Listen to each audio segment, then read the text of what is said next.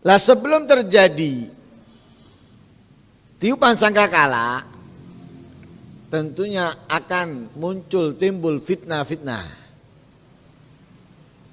Lah fitnah-fitnah itu pertama yang muncul yaitu yakhrujud dajjal fi ummati. Keluarnya dajjal pada umatku, katanya Rasul sallallahu alaihi wasallam. Lah dajjal ini menetap arba'ina, fayamkuthu arba'ina, menetap selama 40. Lah di situ perawi hadis ragu 40 itu 40 hari atau 40 bulan atau 40 tahun. Intinya 40. Dajjal menetap di bumi selama 40, entah 40 hari, 40 bulan atau 40 tahun. Fayab'atsullahu Isa bin Maryam alaihi salatu wassalam, lalu Allah mengutus Nabi Isa alaihi wa ala nabiyina afdhalus salati wassalam. Diutus oleh Allah Nabi Isa. Ka'annahu Urwah bin Mas'ud At-Thaqafi radhiyallahu anhu. Lah Nabi Isa diutus oleh Allah untuk siapa? Untuk mencari Dajjal dan membinasakannya. Bukan untuk membawa syariat lagi. Karena syariat Nabi Muhammad sudah menjadi syariat yang terakhir, yang dibawa oleh para nabi. Nabi Isa hanya ditugaskan oleh Allah untuk menjalankan atau untuk membinasakan Dajjal. Untuk membinasakan Dajjal. Ya ini. Jadi sebelum datangnya kiamat itu terjadi banyak fitnah.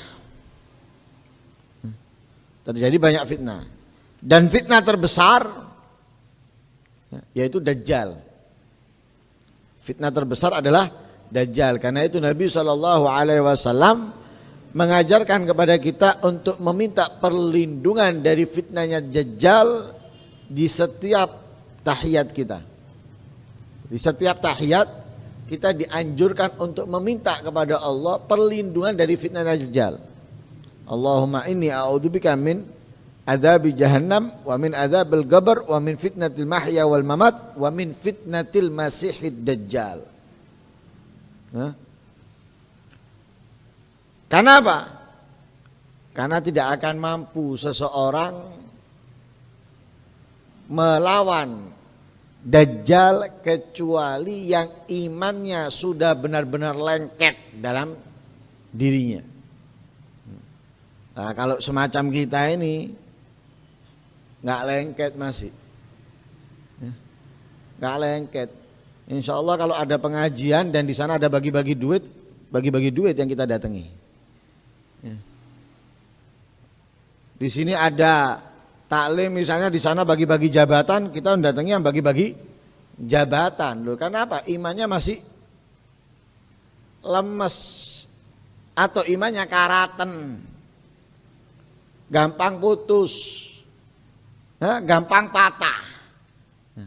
Lah yang bisa melawan Dajjal, yang berani melawan Dajjal dan tidak akan berubah, itu ketika imannya sudah benar-benar lengket, mendarah daging, nggak mungkin berubah. Bayangkan kalau sekarang ini ada orang yang pinter, bisa melakukan ini, kita ikuti kok. Kita nggak pernah mikir ini dari jin, dari setan, atau dari iblis, atau dari ifrit, kita nggak pernah mikir. Pinter ya. Kadang pakaiannya pun pakaian sarungan kopiahan, sudah kita ikuti, kita anggap wah wali. Lah Dajjal lebih hebat dari itu. Yang mati bisa dihidupkan sama Dajjal. Pohon ditanam bisa langsung tumbuh, lebih hebat. Dan makanya yang bisa melawan hanya orang yang benar-benar beriman. Yang setengah-setengah, apalagi di bawah setengah, amblas. Akan mengikut Dajjal. Dan sekarang kita dikasih pilihan antara penjara sama tidak. Penjara karena ini tidak, jika seperti ini kita milih enggak penjara. Ini masih kelasnya penjara ini. Lah Dajjal bukan kelasnya penjara. Kita mengimani Dajjal selamat, enggak dibinasakan, enggak dibunuh sama Dajjal. Tidak mengimani dibunuh sama Dajjal. Dan kita melihat orang-orang sebelum kita yang terbunuh. Nah sekarang ayo suruh kasih pilihan kita, mana penjara sama tidak. Milih mana kira-kira? Kita milih tidak. Ini di dunia masih. Padahal di penjara kita masih bisa tidur, masih bisa makan, masih juga ke kamar mandi. Tapi kalau Dajjal, habis kita. Nah ini fitnah yang luar biasa Dajjal. Makanya seburuk-buruknya orang yang hidup mendapatkan Dajjal. Sulit ini, berat. Sehingga kalau bisa nggak ketemu Dajjal sudah. Nah, kita baru ketemu anak buahnya Dajjal aja kita sudah kelabakan, kebingungan, apalagi ketemu Dajjal. Ya mudah-mudahan kita nggak ketemu Dajjal. Itu Dajjal. Lah kemudian diutus Nabi Isa. Lah Nabi Isa itu kan belum mati. Nabi Isa belum mati, diangkat sama Allah. Nanti dikembalikan oleh Allah, yaitu untuk menghancurkan Dajjal, untuk membinasakan Dajjal. Kemudian yamkusun nasab asinin laisa baina tsnain adawah. Setelah itu, setelah Dajjal hilang, setelah Dajjal pergi, mati, binasa, 7 tahun kehidupan orang adem, ayem, tentrem, damai, sejahtera. Nggak ada permusuhan sudah. Nggak ada iri, nggak ada dengki, nggak ada dendam, nggak ada memfitnah ini, memfitnah itu, nggak ada. Adem, ayem, tentrem, sejahtera. Enak kehidupannya orang-orang. Nggak ada permusuhan.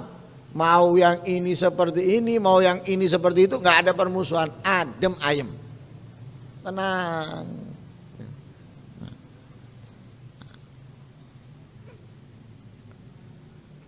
Nah, masih banyak lagi tentunya.